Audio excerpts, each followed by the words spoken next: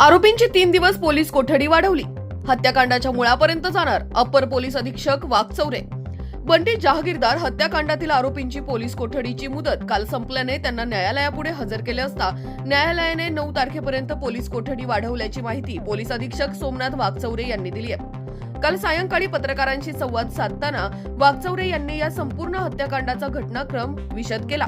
ज्यांनी हत्या केली असे मुख्य आरोपी पहिल्या दिवशी अटक करण्यात आले होते. त्यानंतर कटात सहभागी आणखी 2 आरोपींना अटक करण्यात आली. त्यासाठी वापरण्यात आलेली शस्त्रे हस्तगत करण्यात आली आहेत. तसेच ज्या दुचाकीचा वापर केला गेला ती पण जप्त केली आहे.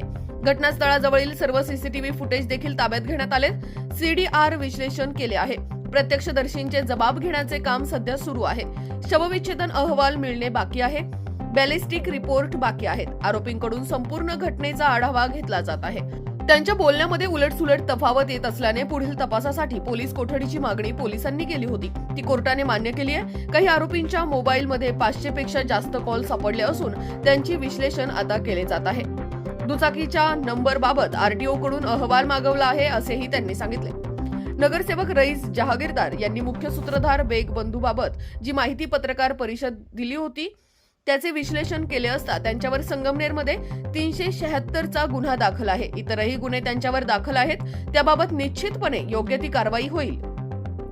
संगमनेर पोलिसांना याबाबत सर्व माहिती संकलित करण्याचे आदेश देण्यात आलेत. त्यांच्यावर गुन्हे दाखल आहेत आणि सर्व गुन्ह्यांच्या मुळापर्यंत आम्ही जाणार आहोत. या सर्व प्रकरणाचा बारकाईने तपास करून दोषींना शिक्षा होण्यासाठी निश्चितपणे आमचे प्रयत्न आहेत असेही वाघचौरे यांनी सांगितले. या प्रसंगी पोलीस उपअधीक्षक जयदत्त भवर व शहर पोलीस अधीक्षक नितीन देशमुख उपस्थित होते.